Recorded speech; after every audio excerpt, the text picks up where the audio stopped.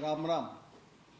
सर्वप्रथम मी एक विनंती अशी करतो की कृपया आपला TRP वाढवण्यासाठी माझ्या तोंडचे वाक्य मागे पुढे करू नका.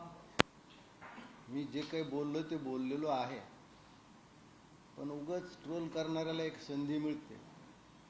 आता खरं म्हणजे मला जे ट्रोल करतात त्यांची स्वतःचीच लंगोटी फाटली, ती माझी पगडी उछालण्याच्या नादी लागलेले आहे. आज मी सुरुवातीलाच संजय राऊतला काही प्रश्न विचारणार आहे. त्यांना फार हौस आहे, ते प्रश्न तेच विचारतात आणि उत्तरे तेच देतात. माझा पहिला प्रश्न असा आहे की आपण काल राजसाहेबांनी तुम्ही जो विषय काढला 50 खोके आणि मग त्याचं 40 न गुणून किती आकडा जाहीर केला. संजय राऊतने मला एक आकडा सांगावा की महाराष्ट्र नवनिर्माण सेनेचे 7 पैकी 6 नगरसेवक फोडले, ते किती पैशावर फोडले, ते पैसे कोणत्या गुजराती कॉन्ट्रॅक्टर कडून घेतले, हे संजय राऊतने मला थोडं जाहीर केलं तर बरं होईल. त्याहीपेक्षा महत्त्वाचा प्रश्न असा आहे की 2019ला महायुतीमध्ये निवडणुका लढवून उद्धव ठाकरेला बाहेर काढून काँग्रेसच्या आणि राष्ट्रवादीच्या दारात बांधण्यासाठी संजय राऊतनं किती दलाली घेतली, किती दलाली घेतली हा शब्द वापरतोय मी, ते संजय राऊतने एकदा स्पष्ट करावं. आणि ती कोण महिला आहे ज्यांनी संजय राऊतची कॉलर धरली होती, ती कोण महिला आहे? आणि संजय राऊत मला वाटतं गेली 25 वर्ष राज्यसभेवर आहेत. त्यांनी 5 कामं मला अशी दाखवली जी त्यांनी मराठी माणसासाठी म्हणून केलेली आहेत. 5 कामं किंवा असा एखादा अराजकीय ठराव त्यांनी राज्यसभेत मांडला आणि त्याच्यावर त्यांनी त्यांचे विचार व्यक्त केलेत. संजय राऊत हा खासदारच्या रूपात दिल्लीच्या वर्तुळात वावरणारा एक दलाल यापेक्षा त्याची कुठेही प्रतिमा नाही. ज्या शिंदे साहेबावर तो आरोप करतो आहे, मी एक छोटंसं उदाहरण आपल्याला सांगतो, याहून तुम्ही शिंदे साहेबांचा स्वभाव कसा आहे तुमच्या लक्षात येईल. उद्धवजी मुख्यमंत्री व्हावे म्हणून मी ज्या जिल्ह्यातून आलो त्या बीड जिल्ह्यातील चिंतामण रुईकर नावाचा एक तरुण बीडहून तिरुपती बालाजीला पायी चालला होता. बीडहून तिरुपती बालाजी साधारण 1200 किलोमीटर आहे. आणि कर्नाटकामध्ये गेल्यावर रायचूर ठिकाणी त्याचं दुःखद निधन झालं. कुणासाठी चालला होता? उद्धवजी मुख्यमंत्री व्हावे म्हणून हा पायी चालला. त्या चिंतामण रुईकरची भेट उद्धव ठाकरेनं कधीही घेतली नाही, पण त्या चिंतामण रुईकरच्या अनाथ मुलांना आणि त्याच्या विधवा पत्नीला 4 खोल्याचं घर बांधून दिलं, ते केवळ एकनाथ शिंदे आहे. हा फरक आहे. यांना घ्यायचं माहिती आहे, शिंदेंना द्यायचं माहिती आहे. आता तुम्हाला काय प्रश्न विचारायचे विचारा. सर, तुम्ही म्हणालात की आरोप करतात की पक्ष फोडले वगैरे घोषणा देत आहेत करण्यासाठी, मात्र काल भाजपचे उमेदवार आहेत केळुसकर हे तुमच्याच उमेदवारांना म्हणजे शिवसेनेच्या उमेदवाराला पाहून 50 खोके एकदम मुख्यच्या घोषणा देतात. शिवसेनेच्या विरोधात म्हणजे तुमचे सहयोगी पक्षांवर हे पहा कसं आहे. महायुती म्हणजे मी कालही सांगितलं की महायुतीतले 3 भाऊ अत्यंत घट्ट आहेत, संवाद चांगला आहे, एकमेकात प्रेम आहे. खाली मुलात थोडी बहुत कुरबुर होते, त्याचा महायुतीवर काहीच परिणाम होणार. परिणामच नाही. पण ही घोषणा तुम्हाला मान्य आहे का मग तुमचे भाजप देते? मी काय म्हणले, एखाद्याने भावनाच्या भरात घोषणा दिली, त्याला समजून सांगतील ना भाजपचे नेते. आमच्या पक्षाकडून तर असं काही झालं नाही ना. मी काय म्हणलं की शेवटी एखाद्याचा विवेक किती असतो, काय असतो, त्यानं महायुतीत काही बदल होणार नाही. हे 3घही राज्य फार समर्थपणे चालवत आहे.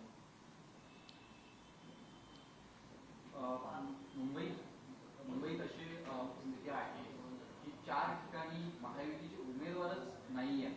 आणि याचा फटका म्हणजे ज्या पद्धतीनं एबी फॉर्म उशिरा देणं किंवा ज्या दिवशी शेवटची तारीख आहे त्याच्या आधी 2-3 तास देणं अशा वेळेस 4 उमेदवार नसणं महायुतीचं हा फटका नाहीये. हे पहा, एवढा मोठा ज्यावेळेस निवडणुकीचा कार्यक्रम येतो त्यावेळेस कुठंतरी काहीतरी कमतरता राहते, पण परिणाम नाही. तिथं आम्ही पाठिंबा देऊन आमच्या मताशी लागणार आणि उमेदवार आम्ही निश्चित निवडून आणू. त्याचा काही फटका बसण्याचं काहीच कारण नाही किंवा त्याचा काही विरोधकाला फायदाही होणार नाही. आता आज इंटरव्ह्यू झाला राज ठाकरेंचा, त्या भागामध्ये त्यांनी थेट सांगितलं की गुजरातला मुंबई जोडण्याचा प्रयत्न सुरू, म्हणजे आधी ज्या प्रकारे संस्था तिकडे घेण्यात आलं होतं, आता तसं नाही तर थेट मुंबई सोडून गुजरातला जोडली जाईल. मला हे कळालं नाही, गेली 30 वर्ष याच गोष्टीवरती राजकारण करतात. आजपर्यंत मुंबई इथंच आहे, मुंबई कुठं तोडलेली नाही आहे. आपणच गुजरातची प्रगती बघायला गेला होतात ना. आम्ही तर काहीच पाठवलं नव्हतं तुम्हाला. तुम्ही गुजरातमध्ये काय प्रगती झाली पाहायला स्वतःच गेला होतात ना. तुमचं गुजरातचं प्रेम काय आम्हाला माहीत नाही का? प्रश्न असा आहे की मराठी माणूस किंवा मुंबई यांच्यावर त्यांचं प्रेम नाही, तर ही निवडणूक त्यांच्या अस्तित्वाची आहे. मराठी माणूस तिथंच आहे, मराठी माणसाला काहीच होणार नाही, मुंबई तिथंच राहणार आहे आणि आपण सगळे मराठी माणसं आहोत. आपण कोण त्यांना मुंबई देणार? असा कसा प्रचार तुम्ही करताय? त्यांच्यापाशी वैचारिक मुद्दे कुठलेही राहिले नाहीत. कुठला वैचारिक मुद्दा आहे मला सांग की जे सांगते? उद्धव ठाकरेंनी एक STP प्लॅन सुद्धा करू शकले नाही, सिव्हरेज ट्रीटमेंट प्लॅन केला नाही, सगळी घाण समुद्रात ठेवत आहे. त्यांचे आता 2 नवीन युवराज आलेत. एक तर बोलता बोलता ब्लँक होऊन जातो, दुसरा म्हणतो की दर 2 किलोमीटरवर संडास करू का बांधू, हे मी ऐकलं नाही. म्हणजे त्याचे अर्थ फार वेगळे होतात. अरे 25-30 वर्ष आले महानगरपालिका तुमच्या ताब्यात आहे, तुम्हाला बांधायला त्यावेळेस कळालं नाही काय? मला तर ही भीती आहे की यांच्या हातात कारभार गेल्यावर उद्या शिवसेना भवनाचा मॉल होणे म्हणजे बस झालं. तुम्ही वैचारिक मुद्दा उपस्थित केलाय परळीत, तर तुम्ही MIM सोबत युती केली, राष्ट्रवादी सोबत युती केली. आता तुमच्या वैचारिक भूमिकेवर अंबादास दानवेने प्रश्न उपस्थित केले, जे बंड केलं की राष्ट्रवादी सोबत गेले, हिरवी मतं किंवा मुसलमानांकडे, हे सगळं हिंदुत्ववादी विचार सोडले. आता या ठिकाणी तुम्ही काय करता? उद्धव ठाकरेंना ज्या पद्धतीनं तुम्ही मुस्लिम मतदारांना टार्गेट करता, तुमच्यावर अशी काय वेळ आली की तुम्हाला MIM सोबत युती करावी लागली? हे पाक तुमचं कुठंतरी थोडी गफलत होते. आम्ही निवडणुकीमध्ये राष्ट्रवादी, अजित पवार गट, भारतीय जनता पक्ष आणि शिवसेना मिळून झाले. राष्ट्रवादीनं त्यांना सोबत घेतलं, आम्ही सोबत घेतलं नाही. राहिला अंबादास दानवे यांचा प्रश्न. अंबादास दानवेला कधीपासून MIMचा एवढा राग येऊ लागला? MIMच्या मतावरती स्वतः विधान परिषदमध्ये आले.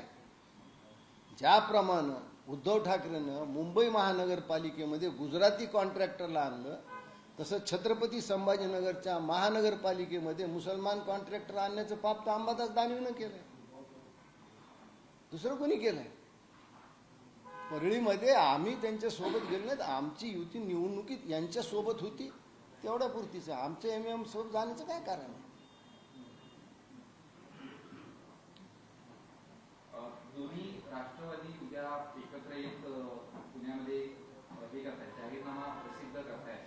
कशा पद्धतीनं बघताय? एक राष्ट्रवादी तुमच्या सोबत आहे, दुसरी राष्ट्रवादी तुमची विरोधात म्हणून आहे. खरं या प्रश्न तुम्ही मला विचारल्यापेक्षा राष्ट्रवादीच्या कोणीतरी नेत्याला विचारायला पाहिजे होतं. त्याच्यावर मी काय उत्तर देणार? तुमचा सत्तेतला मित्र, मी काय म्हणलं, महाराष्ट्रामध्ये 3 भाऊचा संवाद चांगला आहे, समर्थपणे सत्ता चालवत आहेत आणि आम्ही तेवढ्या पुरतं पाहतो. आता राष्ट्रवादीने प्रत्येक वेळा काय करावं हे आम्ही तर ठरवू शकत नाही किंवा आम्ही काय करावं आम्ही त्यांना विचारत नाही. संजय राऊतांची एकनाथ शिंदेची काल एक भेट झाली असं आपण म्हणू शकतो. त्या भेटीमध्ये संजय राऊतांनी कुठेतरी राज्याच्या उपमुख्यमंत्र्यांना इग्नोर केल्याचा प्रकार दिसून येतो. त्यांनी इग्नोर केलं म्हणून काय झालं? शिंदे साहेबांचं महत्व थोडंच कमी होणार? ते उपमुख्यमंत्री आहेत ना. पण आमच्या मराठवाड्यात एक म्हण आहे, कम जर्फ को जब जरा और जोरू मिलती है वो नुमाइंदे बुलबुले नजर आता है. म्हणजे हलक्या माणसाला चांगली बायको आणि सोनं नाणं म्हणजे संपत्ती मिळाल्यावर तो जरा वेड्यासारखं करतो. संजय राऊत तसं त्यांनी मी पाहिलं, असा मागे हात घेतला होता. हे हलक्या माणसाची लक्षणं आहेत. शिंदे साहेब असं कधीच वागणार नाही. तुम्ही ज्या पूर्वी मनसे पक्षात होता त्या पक्षाची गळती काही थांबायचं नाव घेत नाहीये. संतोष नलावडे जे बाळानंदगावकरांचे समर्थक म्हणून ओळखले जायचे, त्यांनी शिवसेनेत प्रवेश केलेला आहे.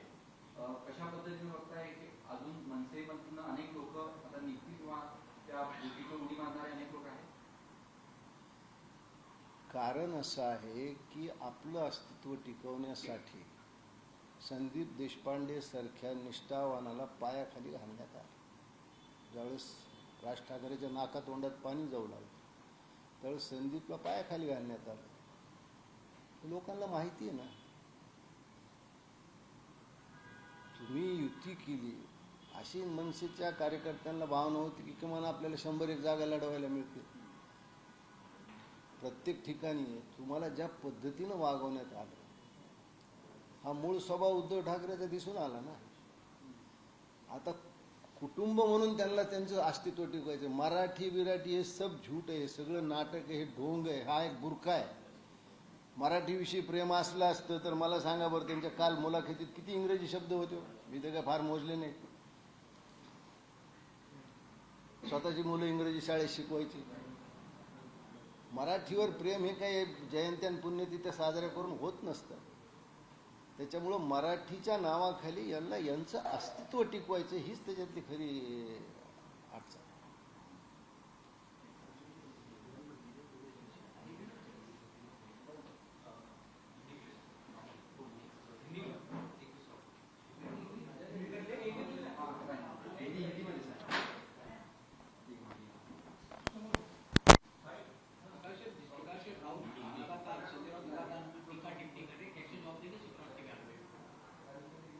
संजय राउत का वही तो एक काम है, और जो वो बोलता है उसका कोई आधार नहीं होता है. बवाल खड़ा करना वही उसका मकसद है. मैं संजय राउत को ये पूछता हूँ, भाई 2019 को आप महायुति में चुन के आए, आप महायुति में रहना चाहिए था. उद्धव ठाकरे को सोनिया गांधी और शरद पवार के दरवाजे पे लाके आपने खड़ा किया, आपको क्या दलाली मिली? पहले इसका जवाब दो ना. और मैंने कल भी ये सवाल पूछा था कि खोके खोके करते हैं. शिंदे साहब ने एक सिंगल चेक पे 50 करोड़ रुपए उद्धव ठाकरे को दिए. उद्धव ठाकरे ने नहीं बोलना या संजय राउत ने नहीं बोलना. संजय राउत के खुद के कुछ जो समस्या है उसके लिए तो दूसरे की तरफ उंगली बताते कि लोग उसको पूछना नहीं. संजय दलाल की अगर दिल्ली में आप प्रतिमा देखोगे तो एक दलाल के स्वरूप में है. गडकरी ने कई बार उसको दरवाजे पे से बाहर कर दिया, इसलिए तो उसका बीजेपी पे गुस्सा था.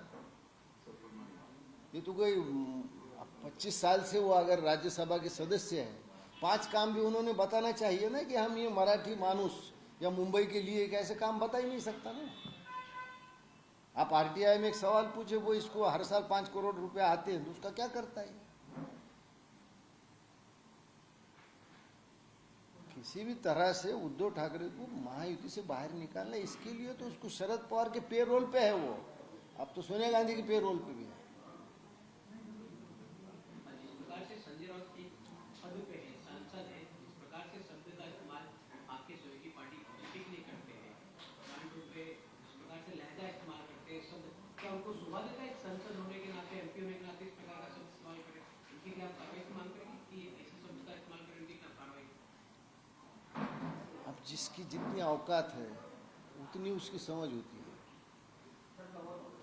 संजय राउत की औकात तो उतनी है ना, तो वो क्या करेगा? तो वही सवाल पूछेगा. उसको दूसरा कुछ आता ही नहीं तो क्या करेगा क्या?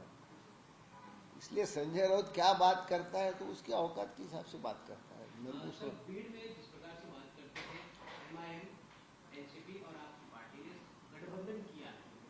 एक समय था जहां आप एनसीपी के साथ गठबंधन करके सरकार में बाहर आए थे, अब वापस भीड़ पड़ने में आपको गठबंधन करें, इसके पीछे की वजह क्या? क्या सत्ता के आप लोग साथ जा रहे हैं? देखो, स्थानिक चुनाव में भारतीय जनता पक्ष, राष्ट्रवादी अजित पवार गठ और शिवसेना साथ में थे. उसके बाद राष्ट्रवादी का पक्ष एमआईएम के साथ गया उससे हमारा कोई संबंध नहीं। और अंबादास दानवे को इसका बुरा क्यों लगा? अंबादास दानवे तो खुद एमआईएम के लोगों के वोट के ऊपर चुन के आया है। ये लोगों ने छत्रपति संभाजीनगर महानगर पालिका में तो मुस्लिम कॉन्ट्रैक्टर उन्होंने लाया। तो अंबादास दानवे को कब ये चिंता होने लगी कि शिवसेना एमआईएम के साथ गया? हम एमआईएम के साथ बिल्कुल नहीं गए। हमारा वहाँ स्वतंत्र राष्ट्र, हाँ राष्ट्रवादी उनके साथ है, वो उनका सवाल है। आप होंगे हम हो ही हैं। हम सिर्फ चुनाव में इकट्ठे थे, बाद में हम उनके साथ नहीं।